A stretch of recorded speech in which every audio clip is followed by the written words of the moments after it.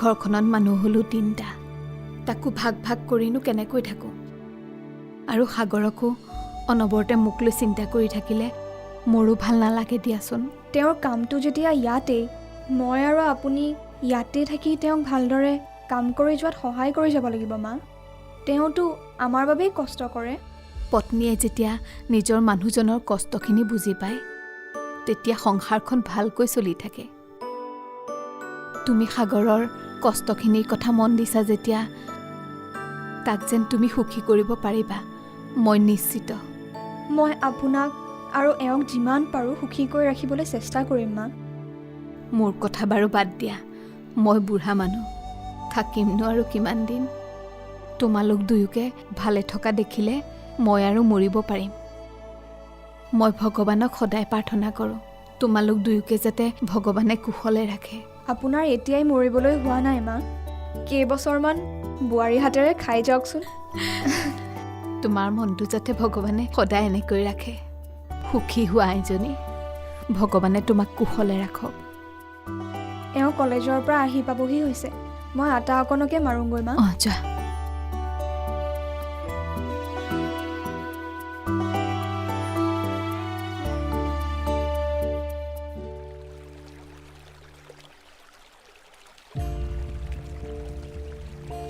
চাওঁতে চাওঁতে তুমি MA পাছ কৰিলা এতিয়া তোমাৰ কাৰণে এটা চাকৰি বিচাৰিব লাগিব চাকৰি কৰাৰ মনটো মোৰ নোহোৱা হৈ গ'ল কিয় সাগৰেচোন কৈছিলে তোমাৰ সৰুৰে পৰা এটা চাকৰি কৰা হেঁপাহ আছিল সাগৰদাই কোৱা কথাবোৰ তোমাৰ মনত আছে সাগৰদা আজিকালি বৰ সলনি হ'ল আগৰ কথাবোৰ পাহৰিয়েই গ'ল চাগে সাগৰ এতিয়া এজন প্ৰফেচৰ ঘৰ সংসাৰ কৰি পেলাই বহুত গজগজীয়া হ'ল গতিকে অলপমান সলনি হ'বই দিয়া সঁচাকৈ দিনবোৰ যে কেনেকৈ পাৰ হৈ গৈ আছে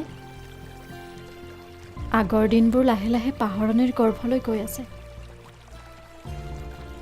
জীৱনৰ বহুত দিন পাৰ হৈ গ'ল নহয়নে তুমি তেনেহ'লে চাকৰি নকৰা মোৰ মাৰ মৃত্যুৰ পিছত দেউতাই বাৰে বাৰে কৈ আছিল আমি দুখীয়াৰ কাৰণে বোলে মাক অকালতে হেৰুৱাব লগা হ'ল চিকিৎসাৰ কাৰণে টকা থকা হ'লে মা হয়তো আজি আমাৰ মাজত থাকিলহেঁতেন মই ভাবিছিলোঁ ভালদৰে চাকৰি বাকৰি কৰি ডাঙৰ মানুহ হ'ম দেউতাক সুখত ৰাখিম তুমিতো ভালদৰেই পঢ়িলা MAটো ভাল ৰিজাল্ট কৰিছা দেউতাই যেতিয়া নাথাকিল কাৰ সুখৰ কাৰণে চাকৰি কৰিম মই অকলে চাকৰি নকৰিলেও চলি যাব পাৰিম তুমি অকলে নহয় আমি দুজন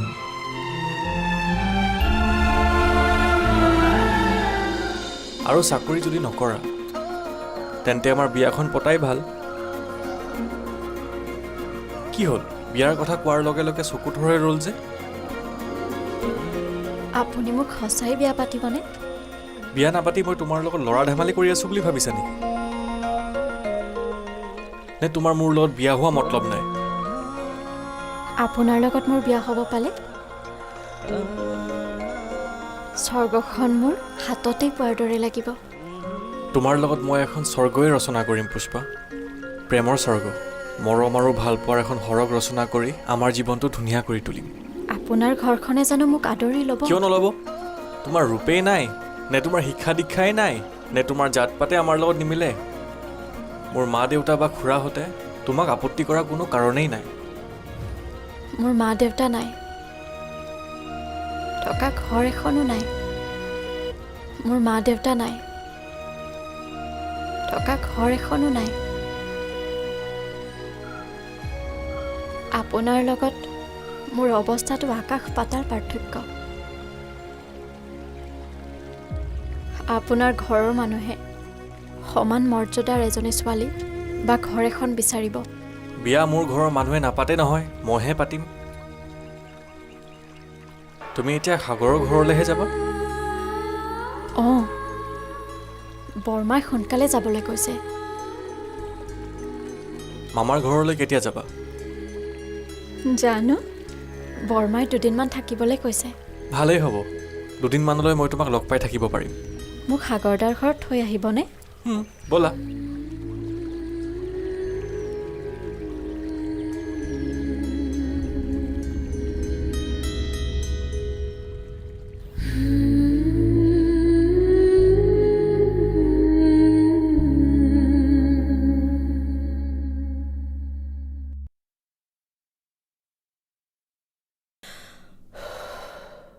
তুমি আহিলা? অঁ আহিলোঁ। আপুনি কেতিয়া পালেহি? মই অহা সময় হ'ল। পালানে তোমাৰ বাবাজীক? পালোঁ। আজি বাবা একেবাৰে অকলে আছিল, সেইকাৰণে খুব ভালদৰে কথা পাতিব পাৰিলোঁ। ভালদৰে কথা পাতিব পাৰিলা যেতিয়া 4-5টা বিধানো লৈ আহিছা। যাগ যজ্ঞ পূজা পাৰ্বণ কি কি চাগে কোৱা নাই তেখেতে। আপুনি ইমান ঠাট্টা কিয় কৰে কওকচোন? বাবাই কোৱা সকলো কথাইতো আজিলৈকে মিলি গৈছে। তোমাৰ বাবাজীৰ ভাগ্য ভাল যে তেওঁ কোৱা 2-4টা কথা কেতিয়াবা মিলে। তাতে তেওঁৰ অপাৰ মহিমা বুলি আমি ভক্তিত গদগদ হৈ থাকোঁ।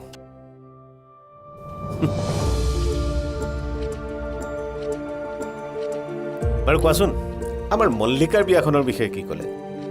মল্লিকাৰ বিয়াখন বোলে এখন ৰাজকীয় বিয়া হ'ব। অঁ সেইটোতো হ'বই, কাৰণ সনাতন দেৱ শৰ্মাৰ ঘৰত এইখনেই হ'ল প্ৰথম বিয়া। গতিকে বিয়াখনতো মই ৰাজকীয়ভাৱে পাতিমেই। সেইটো তোমাৰ বাবাজীয়ে চাই ক'বলগীয়া কথা নহয়, সেইটো কথা সকলোৱে জানে। যোৰাটো সুন্দৰ মিলিছে, ৰাজযোৰা। কিন্তু এটা বাধা আছে। কি বাধা আছে? সিহঁতৰ সংসাৰত খুটখাটকে কিবা লাগিয়েই থাকিব। অৱশ্যে তাৰ কাৰণে বাবাই এটা প্ৰতিকাৰো দিছে। শুনা, বিয়াৰ পিছত স্বামী স্ত্ৰীৰ মাজত খুটখাট কিবা লাগিয়েই থাকে। এইটো তোমাৰ বাবাজীয়ে হাত চাই ক'বলগীয়া কথা নহয়। বাবাই ক'লেই যেনিবা প্ৰতিকাৰটো কৰাত কি আপত্তি কওকচোন? বিয়াৰ 7 দিনৰ আগৰে পৰা তাই ব্ৰত কৰিব লাগিব। বিয়াৰ 7 দিনৰ আগৰে পৰা বিয়াৰ দিনাখনলৈকে তাই দিনত ফল মূল আৰু ৰাতি তেল হালধি নিদিয়াকৈ সিদ্ধ ভাত খাব লাগিব। নহ'ব, ছোৱালীজনী বিয়া হৈ এইখন ঘৰৰ পৰা একেবাৰে ওলাই যাব। 7 দিনৰ আগৰ পৰা তাই কেনেকৈ লঘোণে ৰাখিম? কি কথা কৈছা হে এইবিলাক? তাইৰ ভালৰ কাৰণে কৰিব লাগিব। নকৰোঁ, তাই এনেও ভাল হ'ব দিয়া। বিয়াৰ আগতে তাইক মই ভালদৰে খুৱাম। বাপেকৰ ঘৰৰ এই ভাতকেইসাঁজ তাই মনৰ ইচ্ছাৰে খাব লাগিব। খোৱা বোৱাটো ডাঙৰ হ'ল নে তাইৰ পিছৰ জীৱনৰ মংগলটো ডাঙৰ হ'ল কওকচোন? এই বিয়াৰ পিছত স্বামী স্ত্ৰীৰ মাজত খুটখাট লাগিয়েই থাকে। তুমি 7 দিন বা 7 বছৰ তাইক লঘোণে ভোকে ৰাখিলেও সেয়া খণ্ডন নহয়। তথাপিও কিন্তু মই বাবাজীয়ে কোৱা সকলো বিধান কৰিমেই। মই এই কাম তোমাক কৰিবলৈ নিদিওঁ। 7 দিনৰ পৰা তাইক লঘোণে ভোকে ৰাখি এখন নতুন ঘৰলৈ তাইক দুৰ্বল হৈ ওলাই যাবলৈ দিব নোৱাৰোঁ। তাইৰ খোৱাৰ বোৱাৰ ব্যৱস্থা মই নিজে কৰিম।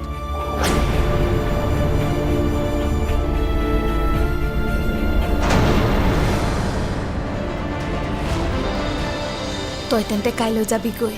কাইলৈ যামগৈ। এদিন দুদিনকৈ এসপ্তাহহে বেছিকৈ থাকিলোঁ, আৰু যদি 2 দিন বেছিকৈ থাকোঁ মামাই আহি বিচাৰি ওলাবহি। যাগৈ আৰু তেনেহ'লে।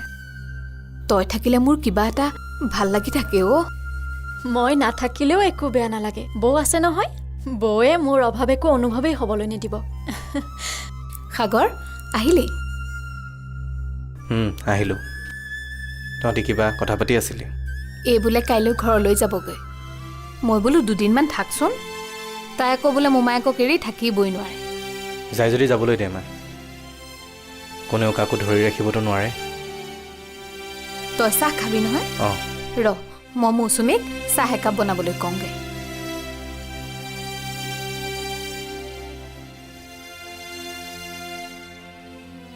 মই বৰমাক কৈছোঁ, বৌ আছেই, মই থাকিনো কি কৰিম?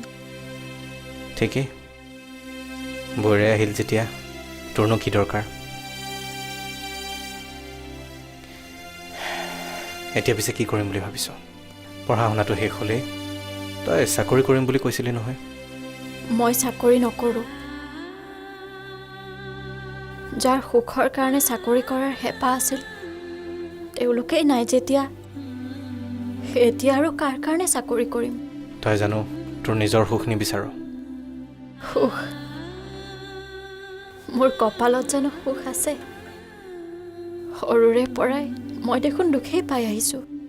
হ'ব অঞ্জলি, তোৰো সুখ হ'ব। তই জানো তোৰ সুখৰ ৰাস্তা নিজেই বিচাৰি লোৱা নাই? মানে? তোৰ নিজৰ সুখৰ কাৰণেই জানো তই সুৰজিতক নিজৰ কৰি লোৱা নাই? তাৰ লগত ইমান সোনকালে সম্পৰ্ক কৰিলি তাৰ অংকটো জানো সুখৰ হিচাপেই নহয় অংক মই অংক কৰিলোঁ তোৰ নিজৰ সুখৰ কাৰণেই জানো তই সুৰজিতক নিজৰ কৰি লোৱা নাই তাৰ লগত ইমান সোনকালে সম্পৰ্ক কৰিলি তাৰ অংকটো জানো সুখৰ হিচাপেই নহয় অংক মই অংক কৰিলোঁ সাগৰদা নহয়নো আৰু কি মানুহৰ লগত এটা সম্পৰ্ক গঢ়িবলৈ বছৰ বছৰ লাগি যায় কিন্তু তইতো সুৰজিতৰ লগত দুদিনতে এৰাব নোৱাৰা সম্পৰ্ক গঢ়ি দিলি এয়া জানো অংকই নহয়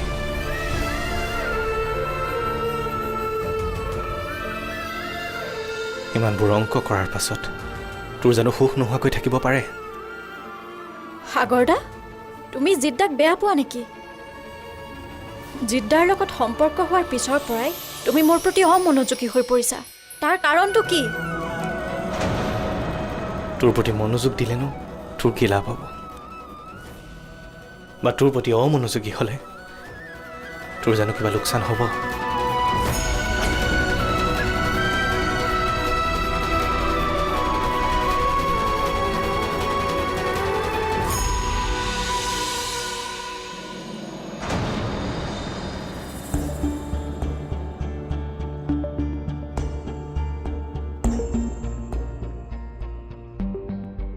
দেউতা কিয় মাতিছিলে কওক ৰবি দয়াকো মাতিছোঁ কিয় আহক খুৰালে ৰৈ থাকিলে মোৰ দেৰি হ'ব নেকি দেউতা একো নহয় বহ কথা আছে কথা মানে আলোচনা বাইৰৰ বিয়াৰ বিষয়ে অলপ আলোচনা কৰিবলগীয়া আছে মই আৰু কি আলোচনা কৰিম আপুনি আৰু খুৰাই আলোচনা কৰি যি কৰে কৰিলেই হ'ল মই কৰিব লগাখিনি মোক কৈ দিলেই হ'ল নহয় মোৰ আৰু খুৰাৰৰ পাছত ঘৰখনৰ ডাঙৰ ল'ৰা তয়ে খুৰাৰৰ ল'ৰা মঞ্জিতৰ গাত এতিয়াও কথা লগা হোৱাই নাই গতিকে আমাৰ কাম আৰু কথাৰ মাজত তই ইনভলভ হৈ থাকিবই লাগিব কিন্তু খুৰা যে অহাই নাই মই মাতি আনো ৰ'ব প্ৰত্যেকটো কামতে সি আধা ঘণ্টা 15 মিনিট দেৰি কৰাৰ কথাটো এৰিব নোৱাৰিলে ইমান লেজি নহয় আহিছোঁ দাদা সেয়া মই আহিছোঁৱে মই সময়মতেইতো আহিছোঁ জিতক দিয়া সময়তকৈ তোক মই আধা ঘণ্টা আগতে ইয়ালৈ মাতিছিলোঁ সেইকাৰণেহে তই সময়ত পাইছোঁহি খুৰাৰ কাৰণে একদম ঠিক কাম কৰিছে কিয় মাতিছিলি কচোন বিয়াৰ কথা আলোচনা কৰিবলৈ মাতিছোঁ মানে মল্লিকাৰ বিয়াৰ কথা আলোচনা কৰিব লাগে সময় হ'ল বহ